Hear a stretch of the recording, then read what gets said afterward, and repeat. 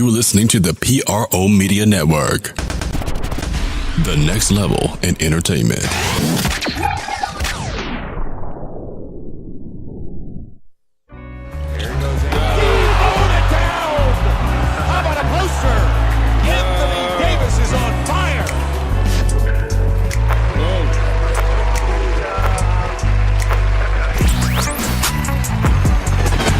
You're listening to the Pelicans post-game report on the PRO Media Network for all things Pelicans. For all things Pelicans, you're now listening to the Pelican post-game report on the PRO Media Network. I'm Big Q chiming on with you. And on today's show, we'll be recapping with stats, facts, and breakdown as usual. The Pelicans lost. That's right, lost to the San Antonio Spurs 98-93. Out in San Antonio. One game away trip for the Pelicans. They don't get it against a tough San Antonio club trying to keep their playoff hopes alive. In today's episodes, we'll recap that game and a whole bevy of other topics as well. So, as usual, before we get started, we'd like to give our donators, our supporters, a round of applause, as well as you for joining us today on the Pelican Post-Game Report on the PRO Media Network. And as usual, you know, we usually color the Pelicans games, but we kind of coming to you on a somber note tonight, today actually, as New Orleans Pelicans owner Tom Benson dies at 90, and 1927 to 2018, 90 years old. Long life for the self-made billionaire from New Orleans, Tom Benson, who came afar in his life to create a lot of great opportunities for many people. Very charitable, spending millions of dollars in cancer research and other worthwhile endeavors. Tom Benson passed away, and he at 90 years old. He'll, of course, as he passed away, his wife Gail will then assume control of the Saints organization as well as the Pelicans, and she is committed to keeping the team and fulfilling Tom Benson's vision of keeping his teams viable, strong, and in the New Orleans area. So with that said, let's move into our next topics as we give big respects to Mr. Tom Benson on this show, and wish his family our condolences. And the entire city will celebrate his legacy as we move forward to try to keep his vision alive for his sporting teams and among other visions. Let's get into the show. This show is brought to you by the rundown, of course, is brought to you by the good folks at thepashlifestyle.com. That's www.thepashlife, life spelled with a Y, L-Y-F-E style.com. They're a great website that contains organic supplements that cover the entire body, water filters that purify your water for cooking and bathing purposes, of course. They also have air filters that clean the air of all kind of molds and spores or whatnot. They also provide heirloom seeds if you want to grow gardens. If you live in an apartment and you want to grow a garden, you don't have to have a crap load of acres to grow food. You can also have an apartment garden, as they're called, and the heirloom seeds, organic protected seeds, you'll be able to grow good food and not that genetically modified crap. Also, they have hundreds of dozens of products available at the Posh Lifestyle. Stun guns to protect you if you got a college student in college that feel like they need protection. There's stun gun kits to protect the college students and the like. Also, there's a lot of different products. Go there and check them out. www.thepashlifestyle.com. And upon going there, mention the sports coma in the coupon section during find your final purchase, and you will receive a 10% discount on your purchase. A little gift to you from us at the Pelican Post Game Report. And remember, go to the www.thepashlifestyle is not just a website, but a lifestyle. Now let's get into the rundown. Pelicans, we'll recap the Pels game against the Spurs as they lose 98-93. The refs, we'll talk about the refs not helping the Pelicans. I mean, this is getting ridiculous. A couple of games ago, it was 9 calls given for an entire duration of the game. And another time it was the same game. It was 32 minutes they went without giving them a foul call, and 70% of the Pelicans game damn near is attacking the basket. Andy Davis got really beat up tonight, and we'll talk about the stupid refs because they can't find me for saying it. So I'll say it for the Pelican guys. The stupid refs, the stupid blind refs. That's right, I said it. And let's go. We'll talk about AD tonight. You know, how he didn't have a great game tonight. We'll talk about that. Maybe it was kind of discarded. And I think a lot of the hearts of these Pelican players were heavy because of the Tom Benson loss. Couldn't he use that to propel him to a win? But you can't fight the Spurs and the referees at the same time. Why Cheick Diallo didn't play this game, I never know. Andy Davis is in foul trouble. Of course, he fouled out in this game. Cheick Diallo didn't play 1 minute, and I don't understand why Cheick didn't play. We'll get into it. Also, we'll talk about we have a general manager and basketball VP of the Pelicans, Dell Demps, comments on Tom Benson later on in the podcast. But we also want to ask Mr. Demps, we want to ask Dell Demps, stop bringing in point guards and start looking at big men. The Pelicans are a small team when you move away from Anthony Davis. Everybody's small. You got your 2 guard is undersized. Jrue Holiday is supposed to be the 1, but he's the 2. He's undersized. You got a 3rd guard who's supposed to guard small forwards. He's 6'4", and everybody he guards is 6'6" or above. And then you have Anthony Davis, who's a 7-footer. You got Emeka Okafor at center. He's 6'10". He's undersized. And then your entire bench pretty much outside of you got an undersized power forward and Cheick Diallo.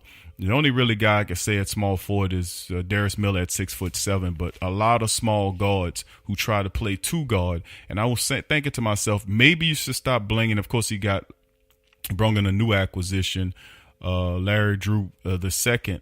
And I'm like, that's the second guard. Maybe we should start looking at some big men. If you can go out and find guys in the G League that can play point guard, why not get some 7-foot bigs that can play a backup center that's 7 feet that can play a little bit of 4 to give some length there, because you're getting your ass handed to you by guys like Marc Gasol that's effective in the paint. We need size if we're going to make a move in the playoffs, and the teams that we're going to be playing, these guys have size. So we're going to move past that. And also we're going to talk about let's see here. We're going to preview the Houston game. Of course, the Houston team is coming in here, and they get ready. They play a very interesting schedule coming up in a few days. The Pelicans have a 5-game road stand starting with the Houston Rockets. Losing this game to San Antonio was bad on many levels, and of course, a lot of the people that listen to the podcast know what those levels are because we talk about them ad nauseum. But if you look at it, the truth of the matter is that this is 5 really difficult games. It's in a tough stretch of games. Portland is ascending. They beat the Cavs the other night. They're ascending. Then you have the Pelicans who were at 4. They slide down to 5. The Spurs beat them, and they've been up and down since the 10-game winning streak. And they starting to remind me of the Pelicans, what they were prior to the streak, right after the DeMarcus Cousins deal when they couldn't get it right. They needed a few. They were in this game. They just needed a few stops. And I still say to this day, they need to perfect that transition defense.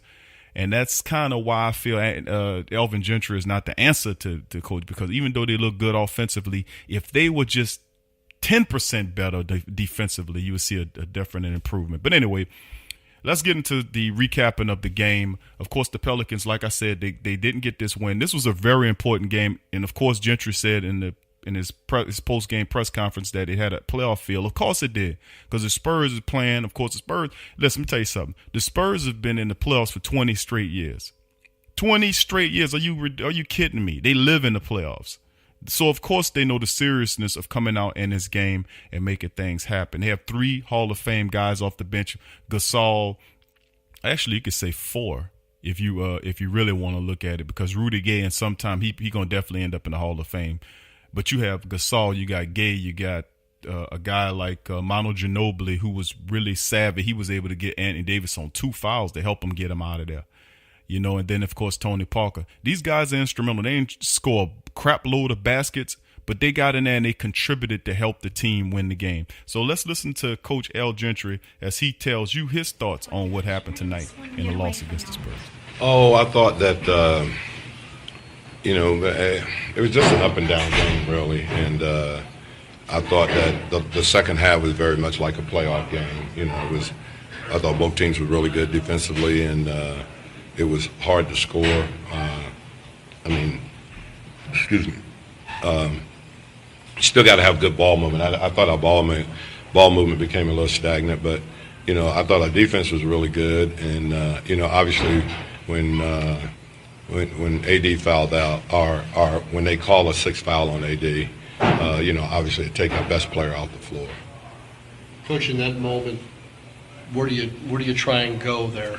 Well, we were trying to run a couple of plays to try to free Jrue up and get him dribble penetration, and obviously if the help come, he would find the guy that was open. But we had two bad possessions during that stretch where we took some tough shots, and that was kind of the difference in the game. Alvin, was it in any way draining to play from behind most of the night? You had to erase two big runs, in that. We're used to doing that, and that's not, as I said, you would like to not be in that situation, but there was a lot of factors that entered into that, not just, us playing poorly. I mean, we had some good shots, we didn't make them. We had a couple of breakdowns defensively, but I was proud of the guys because we continued to play, and we had an opportunity to have the ball down 3, and we just didn't get a very good shot. What did you like about what Ian did? It seemed like he was a big factor in bringing it back down from 15. Yeah, I thought he was good. I thought he played with a ton of energy. And like I said, in these games right here, they become playoff-type games. You've got to be able to execute offensively and defensively. And we struggled a little bit at the offensive end, executing and getting to where we want to get to. And that resulted in a couple of really tough low percentage shots, really, and that was the difference in the game. I thought our pace was okay. I didn't think it was great. I thought our ball movement, we got to do a little better job with that. There's too many possessions now with no pass, one pass. We've got to get the ball moving a lot more, and then we've got to set screens and use screens. But I mean, the effort is there. That's Coach Gentry talking about his thoughts on the game, saying that they broke down in the last few minutes, didn't make the right plays, had a few difficult plays down the stretch. Well, Coach Gentry is going to keep it mellow like that. Of course, he's not going to mention the fact that you had the refs really look terrible in this game. They fouled Anthony Davis out. He was beaten up pretty bad in this game. I mean, if you watch this game, he was beaten up, and it's just amazing to me that, as much as Jrue Holiday attacked the paint, one of the last plays of the game was Jrue Holiday penetrating, getting to the basket. He was fouled at the rim by LaMarcus Aldridge. No call was made. And you look at the free throw attempts and how much Jrue penetrates and get to the basket. 38 minutes for Jrue Holiday. Finished with 24. That's the top among the Pelican players. 24 points, 7 assists, 8 rebounds from Jrue Holiday. He was sensational. Had 1 turnover in the game. He was damn good. 9 of 23 from the field, but he penetrated and got to the basket. Only had 5 free throw attempts. Unbelievable. Anthony Davis only went to the line 5 times in this game. He was beat up pretty good. And it's absolutely stupid. For the referees, how they called this game, it was stupid. It was dumb. Of course, you can't. They was the Spurs was 17 of 19 from the free throw line. The Pelicans was 15 of 16. They held their whistle a lot in this one and allowed them to play, but it wasn't fair because Anthony Davis, was fouled out on the bull crap call. When he went up. Now, of course, he fouled him, but he was fouled like that 3 times. During the third quarter, like when LaMarcus Aldridge was guarding him, a couple of times in the first against Aldridge, but no call was made. So, I mean, where's the consistency if you're the referees? That's why people get pissed and upset at the referees because you call ticky-tack fouls on them on the other end, but allow them to get their ass kicked on one end. Where's the consistency? And that's the thing where people hit. And I've seen some horrible officiated games. The NBA's got to definitely do something about this.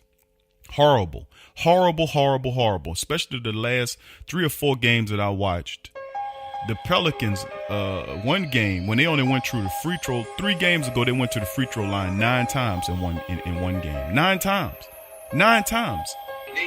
That is absolutely ridiculous and stupid. While you allow the other team to go over 15 times to the line, how do you justify such a thing? They played that well defensively. The Pelicans most certainly cannot beat the Spurs and the referees at the same damn time. It won't work. So we just gonna have to keep monitoring that and hopefully keep fussing until they get it right. But anyway, we're about to go into our first break. When we come back, we'll finish up our thinking. We'll talk about Anthony Davis, how he played tonight. He fouled out, of course. We'll talk about Cheick Diallo and other Pelican topics on the other side of the break. You're listening to the Pelican Post-Game Report on the PRO Media Network. Stay with us.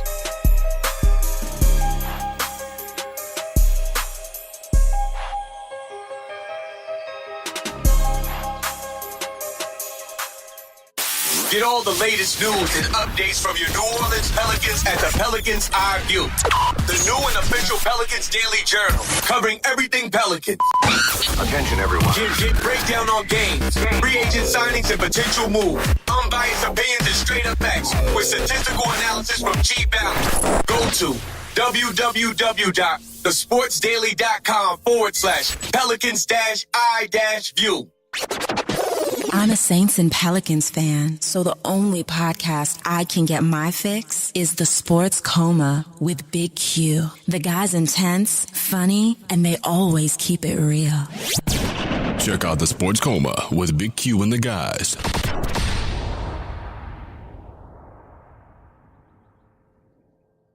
What's up, sports world? This Big Q from the Sports Coma with Big Q and the guys. Talking to you about the website, theposhlifestyle.com. That's right, poshlifestyle.com. A great website where you can get great products at great prices. They sell organic herbs, vitamins, supplements, water filters for your home, EMF and cell phone radiation protection, healing magnetics and healing crystals, personal protection devices like cell phones, stun guns, and mace sprays, organic deodorants, shampoos, soaps, toothpaste, and more. They also sell 10A grade Brazilian hair. 10A music is available now. All kind of the latest downloadable mixtapes. So what are you waiting for? Head on over to the poshlifestyle.com. That's the Posh Lifestyle, life spelled with a Y, LYFE style.com. Put in the Sports Coma for the 10% discount on your purchase. It's a win-win. So get your mind and body right with the Posh Lifestyle. Forget ESPN or Fox. Get straight sports talk from the Sports Coma with Big Q and the guys.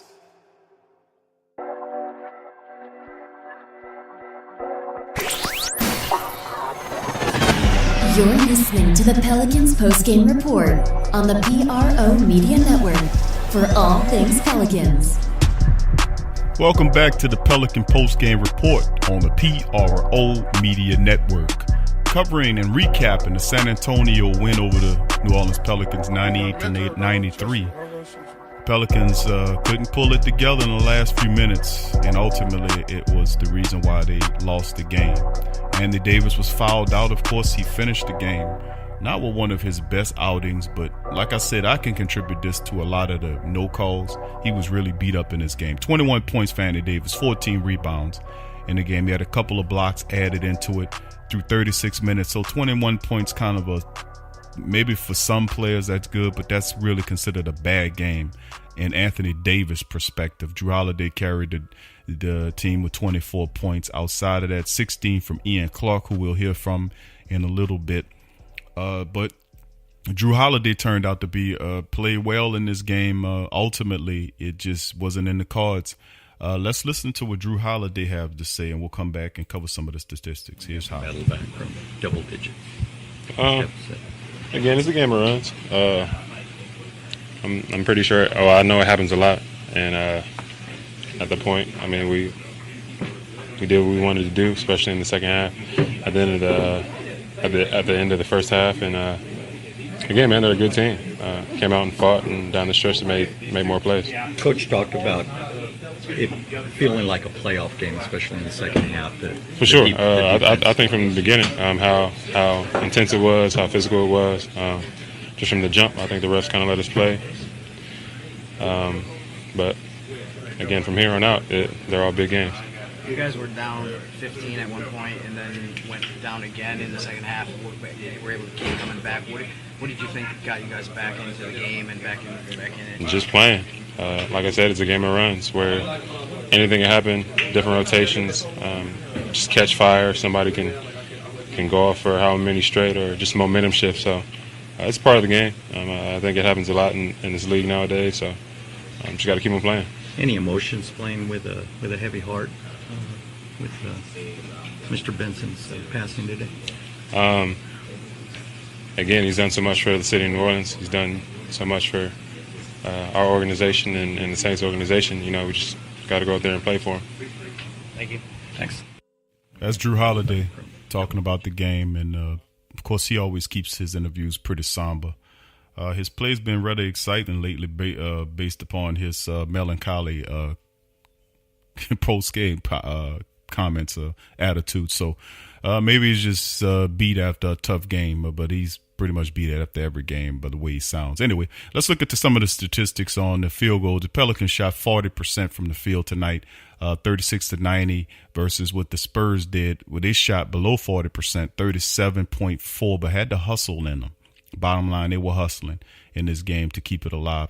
The Pelicans were 37.5% from the three-point line. The Spurs were terrible, 27%, 7 of 26 shooting.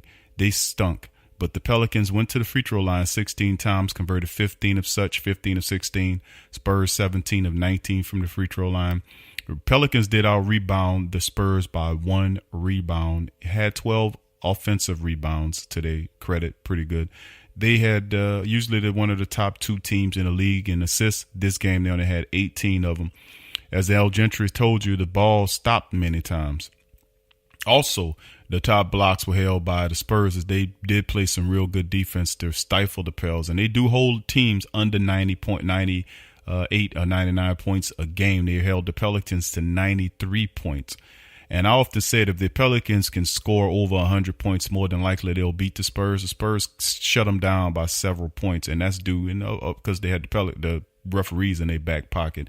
21 fast break points by the Pelicans, 12 to the Spurs. And, of course, the Spurs did win the fast break, the points in paint battle, 48-44 in this contest. So let's listen to Ian Clark, who produced today. He had a nice contribution of 16 points off the bench on 6 of 11 shooting. Here's Mr. Ian Clark. Third game in a row against the Spurs that you guys were down by 15, but again you guys came back and almost won the game. What did you think as far as what got you guys back into this game?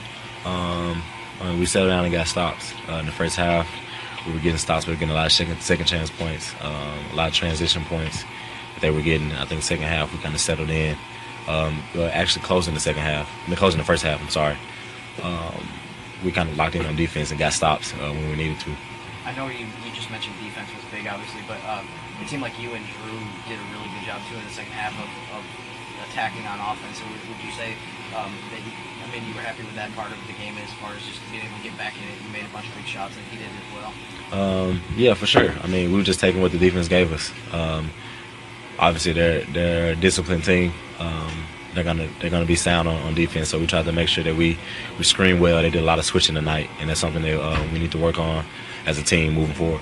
One thing that Gentry talked about after the game was that the offense got a little stagnant at the end. I know not having AD out there, it seems like there's a lot of staples of the offense that you guys can go to in the last couple minutes. But I mean, did you just see it as just a matter of just need to maybe just move the ball a little bit better and get it to the offense quicker, maybe? Yeah, we need a little bit more execution. I think guys were anxious, trying to make plays, and everybody really didn't know where we needed to be. And I think that caused a little stagnant with the ball movement and, kind of rush shots, especially if we get down to the end of the shot clock and we got to, throw shots up that weren't the shots that we wanted. So, Ian Clark, he letting you have it. He even more somber than Jrue Holiday damn near.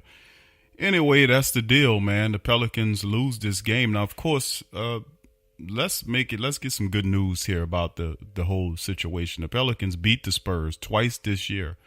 In the first game, they knocked them off by 17, 107-90. Then the second game, they beat them 121-116. And the Spurs say, you know what? We can't let the Pelicans sweep us in our own building. We can't do that. So they got up and played this game. Of course, you know my thoughts on this. Of course, if Anthony Davis had remained in the game, I obviously think the Pelicans would have won the damn game. Many of you do agree with me. But of course, the Pelicans will get an opportunity to win this series 3-1 coming up April the 11th. But the Pelicans are in control of this series. They're 2-1 against the Spurs this year. I consider that pretty good for a team that's been in the damn playoffs for 20 years straight. Picture that for a second. You know, they're just spoiled. But anyway, with the loss, it drops the Pelicans.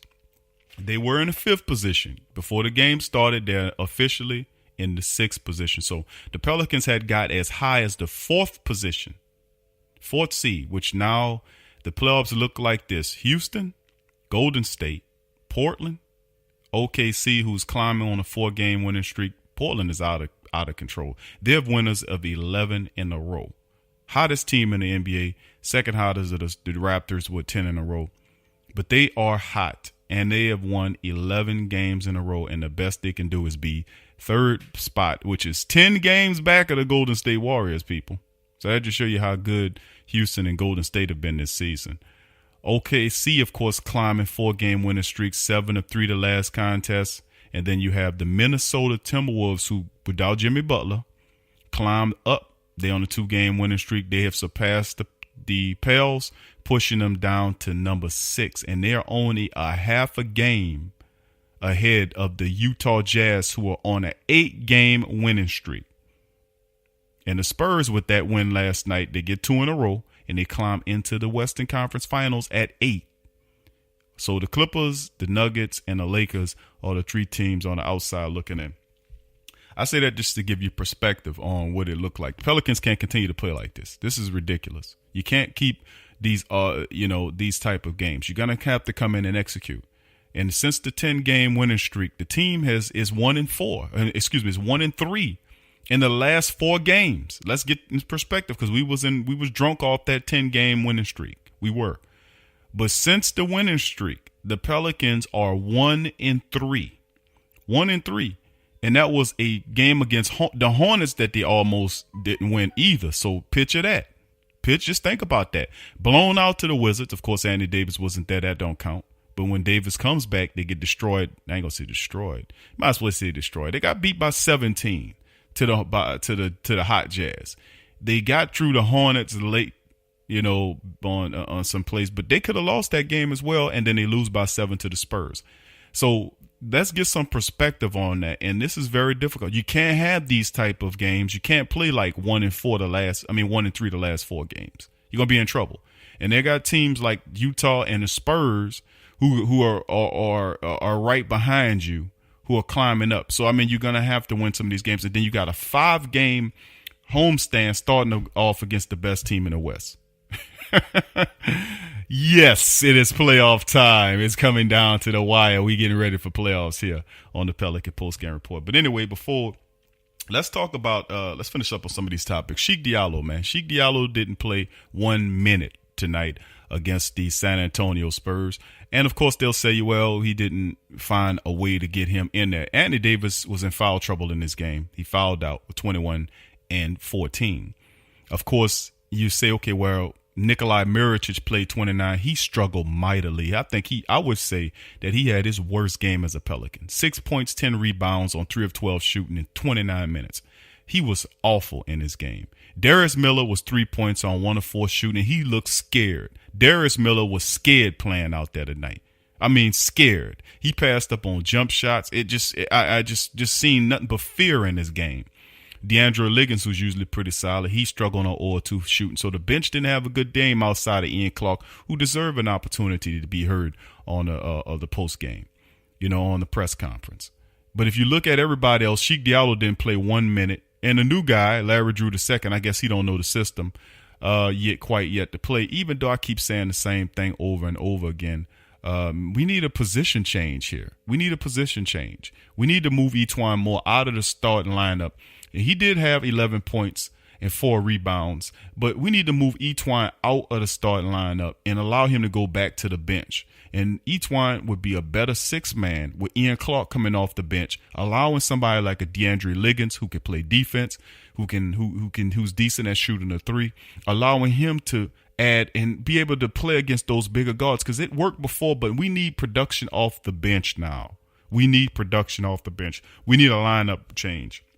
Cheick Diallo needs to play more on top of that. She gives you energy and effort, and he could have really helped out in this game. And, of course, you lost by several points, but with a hustle player like Cheick Diallo, he could have really helped. I just don't understand El Gentry with these stupid decisions based upon how the bench goes. Keep it consistent. Play what works for you during a stretch of period. You say, well, it differs. You need a hustle energy guy in every damn game. Don't tell me that Cheick Diallo can't contribute. So, I mean, that's my comment on that. Anyway, let's play a little something here from Dell Demps. It's his thoughts. Now, Dell Demps is the general manager and the VP, vice president of basketball operations. He wears two hats over at the Pelicans organization. Let's listen to what Dell Demps, who's making his Pelican post-game report debut, thoughts on Tom Benson.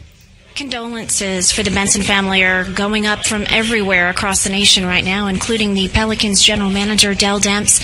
Dell, you knew Mr. B. He meant a lot both to you personally and to this franchise. Yes, we're really saddened today. I'm really sad, and I know I speak for everyone within the organization and our community. He was a great man, a New Orleans, Louisiana legend. I always remember his smile, his positive energy, his demeanor. I mean, I always remember how he's come to the locker room and just inspire all the guys and everybody. And even when he used to come into practice, and he'd come sit courtside, and it's just so many memories, and he'll truly be missed. Very surreal moment that has caught so many a bit by surprise. Yeah, but what an incredible man, from where he came from to being our leader, and he'll leave a legacy that'll go on forever. Just a great person. Great spirit. Our condolences are with the Benson family right now, but he's left a great mark on us, and I want to remember all the good times. Indeed he has. Great sentiment. Thank you, Dell. Thank you. That's VP and general manager of the the New Orleans Pelicans, Dell Demps, his thoughts on Tom Benson. Just wanted to play that, man, because Tom Benson gave a lot of these guys opportunities where they probably wouldn't have got in any other place. And he was a part of that. He was the underdog, man, and that spirit lives in New Orleans, being that we are a city that went through so much. And it's good to see that, he could be an example. Even if he hadn't done nothing for you, monetarily speaking, he could be an example for you to become successful regardless of where you come from.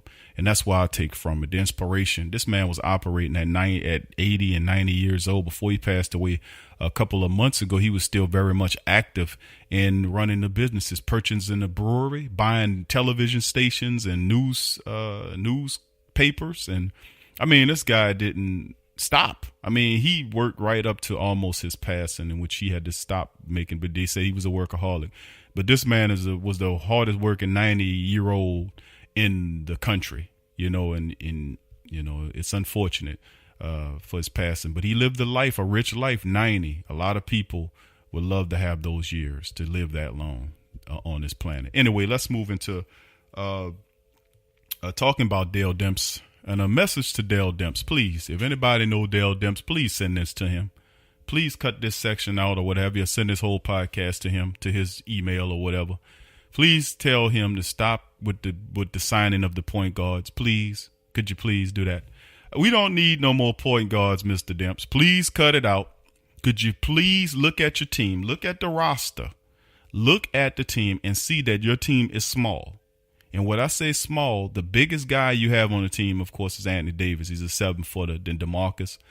And then you have Mirotic, that's pretty decent at 6'9", 6'10". But you look at the rest of the guys, they're considered undersized. Jrue Holiday was supposed to be a 1, but he's a 2. He could play 1 or 2. But he's an undersized 2. Most guards he would guard would be 6'5", 6'6", 6'7" guys. You look at the small forward. Each one more got to be the smallest small forward in the NBA. He guards guys that's double his size. That's why I don't be hard on Etwine, man, because Etwine is forced to task. He's usually guards 1 or 2. They got this man guarding small forwards 6'3", 6'5", and above. And they got him running out there trying to guard these big old guys, and they 3 or 4 inches taller than he is and 20 to 25 pounds heavier than he is. So I just think it's time for you to change that out. Etwine is small at the position. Then when you look at Emeka Okafor, he's 6'10", but he's an undersized center at 6'10". Then when you go to the bench, you're very small on the bench. You know, you got Ian Clark, who's 6'3", but they play Ian Clark more like a 2 than they would a 1 at times.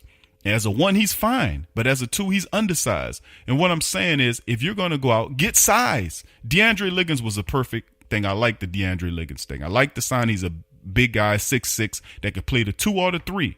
That's perfect. But we need a center or a power forward prospect to back up, not a power forward, but a center to back up Emeka Okafor. Somebody preferably 6'11" or above that can play the backup center, who's a shot blocker, rebounder. And don't y'all tell me that they don't have such a guy out there. They got plenty of guys out there. They got plenty of guys in the G League. The same place you're finding these point guards like Walter Lemon Jr. and Larry Drew II is the same place you can find these centers that's out there. The same way. Please find us a big center to back up Emeka Okafor, because if you're trying to make the playoffs, you're going to be playing against guys that's long. You're going to have long guys that you're going to play with, and you're not small. You're not tall enough. We need bigger guys off the bench to help some of our other guys. Seriously, stop with the point guards, please.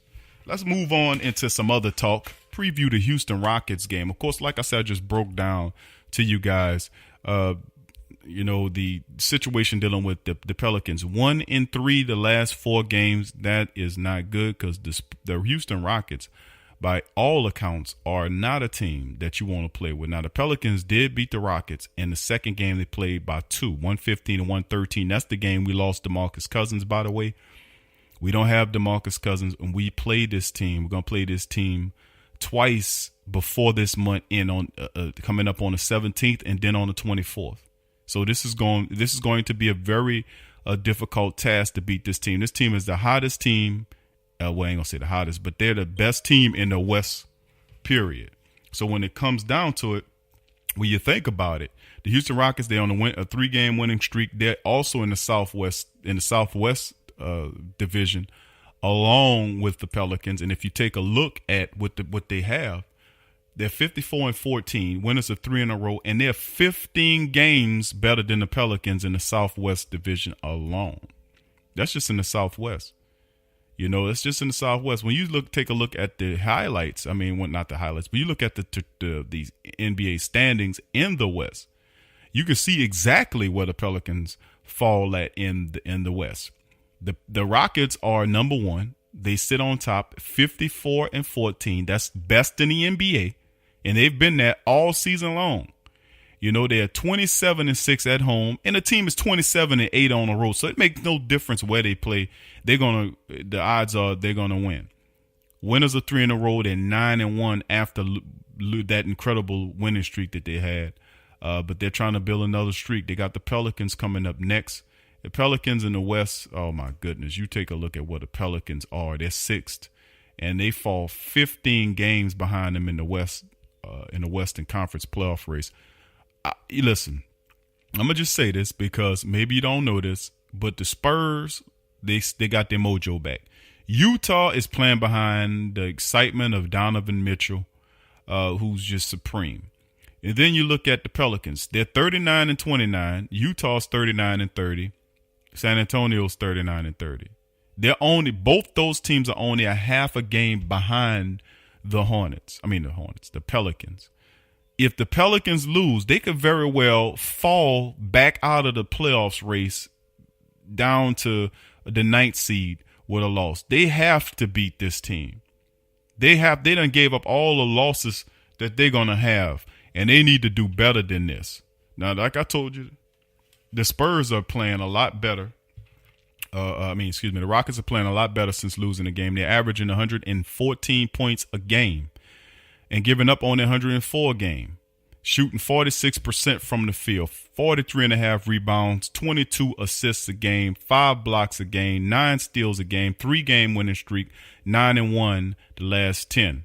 Pelicans averaging 112 points a game, giving up 111 points a game, field goal percentage at 48%, 44 rebounds a game, 26.5 assists, 16 blocks, 8 steals, and 1 and 3 the last 4, 7 and 3 the last 10.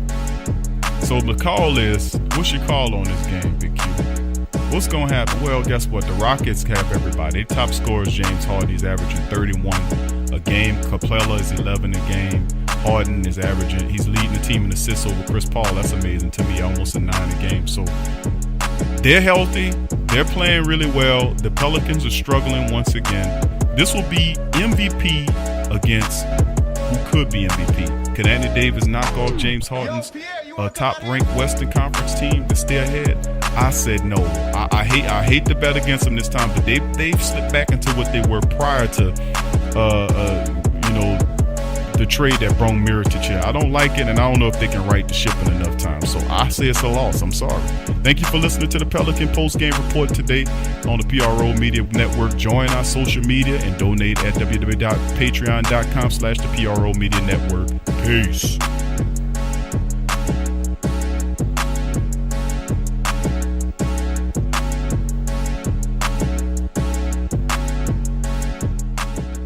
Forget ESPN or Fox. Get straight sports talk from the Sports Coma with Big Q and the guys. What's up, world? This is DC from the Sports Coma with Big Q and the guys. Have you ever been sitting in front of your computer screen, or in traffic, tired, lacking energy, feeling drained? Did you know there are electromagnetic fields or EMF waves all around you that cause this disease? Get it? Dis-ease? Luckily here at Posh Lifestyle, you can get your EMF protection. They have pendants, the shell-dyed bricks, cubes, and pyramids. Check out the PoshLifestyle.com. That's life spelled with a Y. PoshLifestyle.com for all your health needs. So get your mind and body right with a Posh Lifestyle. Clear, clean, great-tasting filtered water. We're all thirsty for it. But in the U.S. alone, an estimated 2.5 million plastic bottles are added to the environment each year in search of the perfect drink of water.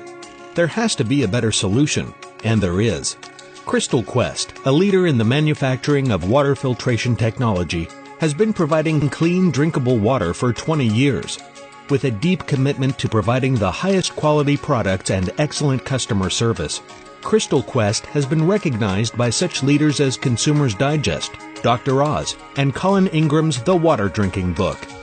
Providing cost-effective, reliable water filtration systems for residential, commercial, and industrial customers worldwide, offering our customers the cleanest and most environmental-friendly drinking water at a rating of high purity.